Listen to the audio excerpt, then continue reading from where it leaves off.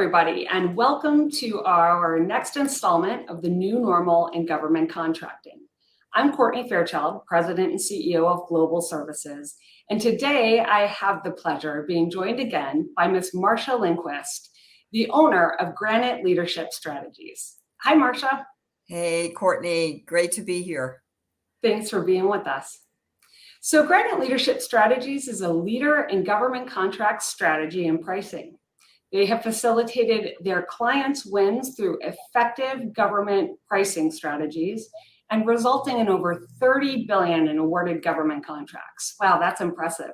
I think you and I have been doing this for quite a while now. Absolutely. And loving every minute of it, actually. Well, yeah, I have to say the same. We have such great teaming partners, and I love all of our clients as well. So I'm with you.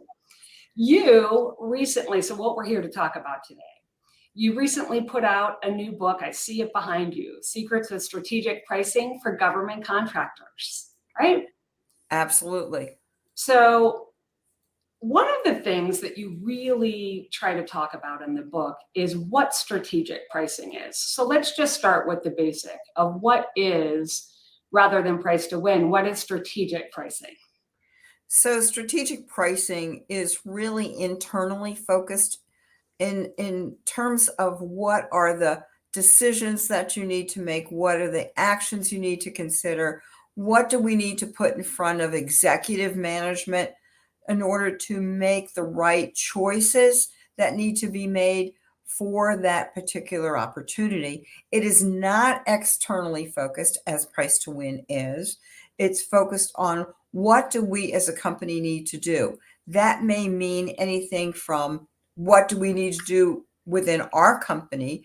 What do we need to do with our clients inside of our company? Is there anything that we need to do that's new and different that we haven't done before? And I can talk about that if you want to.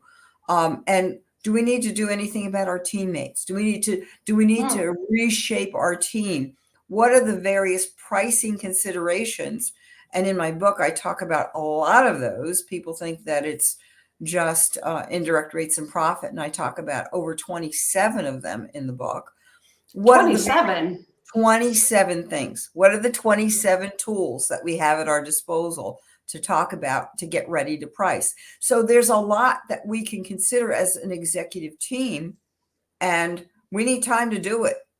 So strategic pricing takes all of those ingredients, puts it into the mix, and allows us to make the right decisions with the right amount of time. I couldn't agree with you more. I think that federal contractors tend to only get caught up in a cost buildup and focused on indirect rates and profit. You just said there's 27 different strategies in your book and things to think about. Why don't you share with us 3 strategic pricing tools that are not indirect rates that contractors should be thinking about so that we know why we have to go buy the book? Okay, my favorite. Let's start with that one because it's my favorite. It's called impacting your G&A rate. When you go after a new opportunity and you expect to win it, otherwise, why would you be bidding it in the first place? Then you have the ability to change your business base, presumably, and that is unless you're unseating yourself, okay? But if you're going after something new, your business base is going to increase. If your business base is going to increase, you're not adding G&A costs at the same rate that that business base is changing. So presumably you have the ability to push that G&A rate down. Now, you want to do that with every single opportunity that you go after. You don't want to stack them on top of one another, but you do want to take it into consideration when you are doing a new bid.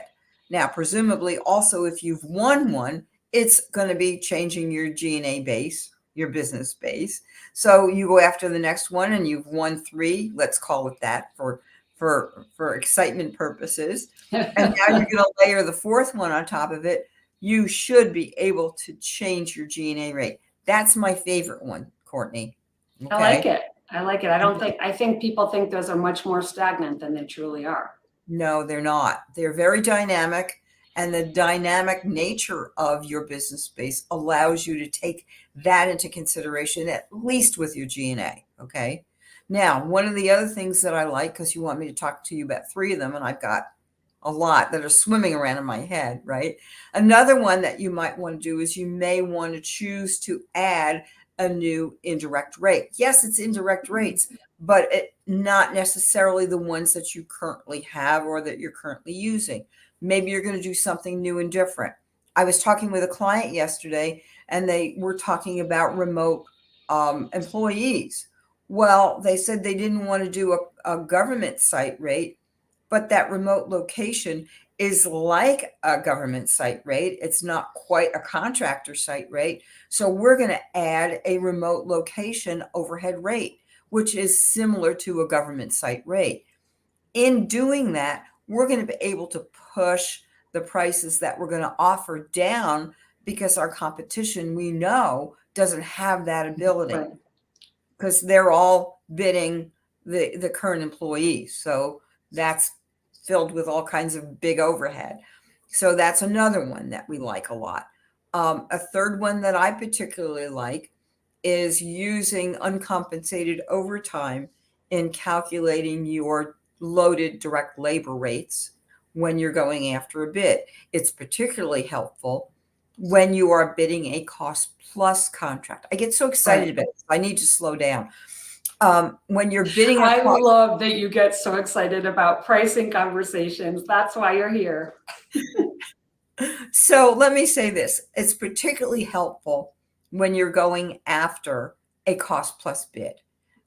It's going to have the most impact there, because that's where you're going to see the ability for those loaded direct labor rates to be pushed down, if you have the history to prove it. If you don't, and Courtney, you're all about that history anyway, right? Right. So if you don't have that history, you can't just make it up. You can't go, oh, well, let's just lower our rates by 10% because we think that we're going to work another 4 hours for every employee every week. You can't do that. You have to be able to demonstrate that you've done it in the past and you've kept track of it, so that you can then use it to help you bid. So those are 3 of my. Those are really good.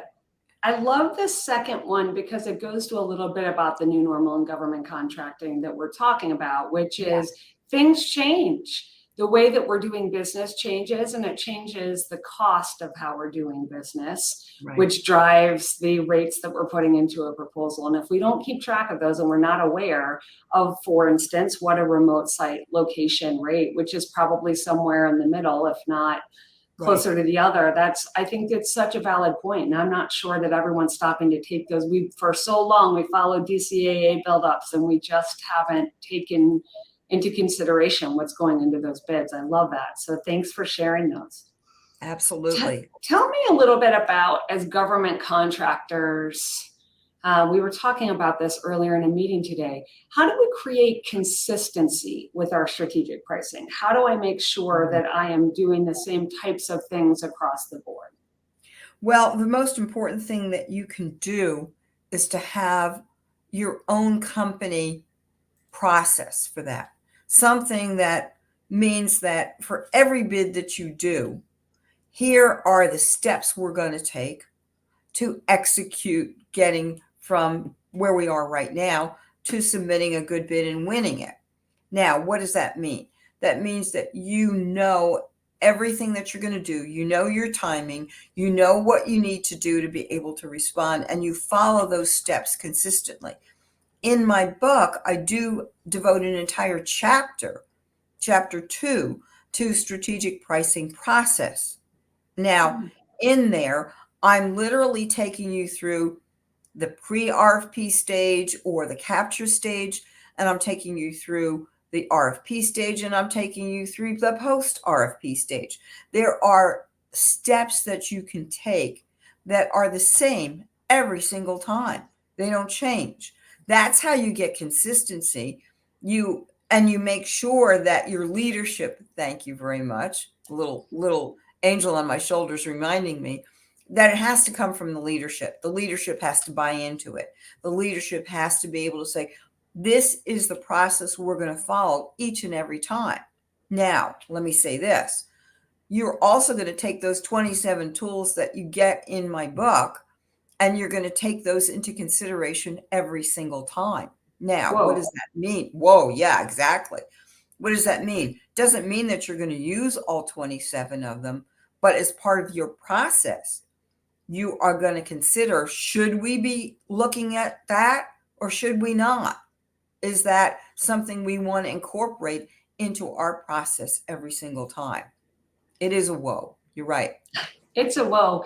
I think it's interesting because there are certain things when I read your book that make me think these processes are going to drive my price up or these processes are going to drive my price down. And it really can go some of both ways. But it's absolutely important to understand what your true cost is. So you've got to, regardless of if it's going to put you out of the ballpark, then you need to know that sooner than later, because if your costs are your costs, right? So that's another question. And it's a famous one between the two of us because we manage the technical side of proposals, right? And all the time, we find that the pricing is happening in the last 3 or 4 days, literally. It's the afterthought, it's the last part of the proposal that gets put together, and not always in combination with what the technical folks and the solution and the recruiting and all of those things are. So one of the things that you always talk about is starting on pricing proposals earlier. When is the right time to truly start on pricing? Or should it even be part of a capture phase so that we know whether or not we're supposed to go after something? So thank you for pitching that right into my sweet spot. Okay. I love that. So you already know this, but I'll underline it here for our audience. Early pricing involvement cannot be more important than anything. Okay. If you're starting to work on the capture phase of a proposal and you even think you're going after something, you should be involving some pricing person or persons in that. They should be part of your team. And they should be the people who are in the room with you discussing what you need to do during the capture phase so that they can hear and react and be part of that solution. Because there are a couple things. When you get to the 3 to 4 days before it's due, you're too late. You can't make those important decisions that I said at the beginning of our discussion were part of strategic pricing. You've got, or suddenly you find out you have a teaming partner that can't even fit into this bid, right? Like you've built this entire great proposal team, and as it turns out, together you can't make the bid. Well, and that's why you discuss pricing early with your teammates. You involve them, which is another one of my tools. You involve those teammates early on with you in pricing, and you'll get pushback both from your teammates and your team. Your technical team will say, it's too early. We can't get those people involved. We don't even know what we're doing yet. We don't have our technical solution. There are so many things that I listen to that are wrong because you can't begin to put at least a preliminary price in front of your executive management in order for them to go, whoa, wait a minute. We can't afford to bid that at that price, right? Mm-hmm. Or we can't afford to continue this bid if that's the price that we have to get to. Or if your client has said, this is the ultimate price that we're going to pay. Right, exactly. You need to be able to discover those things, not the day before a proposal is due, which is what happens way too often, right? Mm-hmm. Or you want to be able to discover that all along throughout your process. If you start to do it in the capture phase and you involve your teammates with that pricing discussion, then you have the ability to get to where you want to without struggling for it. The struggle is the worst part. I couldn't agree more. And if everyone isn't working in conjunction, I mean, that's just true of proposals in general. And to your point, there's a pricing team, and whether you want to call it, green or whatever you want, but you've got to have everyone along the way. Absolutely. So I really appreciate you spending time with us today. I want to ask one last question, which is just what is so different today, right? So what has changed in pricing in the last 2 years during COVID that we need to be thinking about taking into account and just really is a little bit different because I know that things have changed. Well, let's talk about that.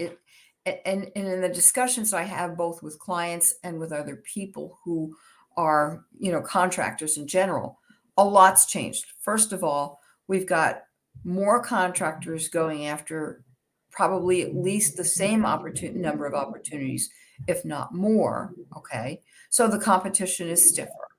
And what are you going to do differently? Well, I'll tell you what you're going to do differently. And people go, what are you talking about when I say this? I want people to go after fewer opportunities that they are more assured about of winning than rather than tossing stuff over the fence at the last minute. I want them to think about the long game, okay? Because you're going to be around for a long time or you wouldn't be doing this. I want people to do something different in their business proposal, in their cost proposal. What I want them to do is to not only offer the value that you bring in a value proposition, but I need people to begin to think about quantifying that value proposition to your government contracting client. Fair enough. Fair enough. Tell me, where do we find your book and how do we get in touch with you now that we know there are 27 important strategies we need to find out about? Okay, so the book website is called Secrets of Strategic Pricing govcon.com. And people can get in touch with me at graniteleadershipstrategies.com. So that's the two places people can get a hold of me, okay? And you always can find me and I'll get you in touch with Marsha as well. I cannot thank you enough for taking the time to spend with all of our viewers. Pricing is so important and so important to everything that we do for our clients as well. So we really, really appreciate you being on and sharing your blog where we put up on our website as well. So take a look at Marsha's blog, get her book, and thank you not only to Marsha, but to all of you for being with us. I really appreciate everyone spending time finding out more about how to have effective pricing strategy. And we will look forward to seeing you on the next new normal in government contracting. Have a great day and thanks.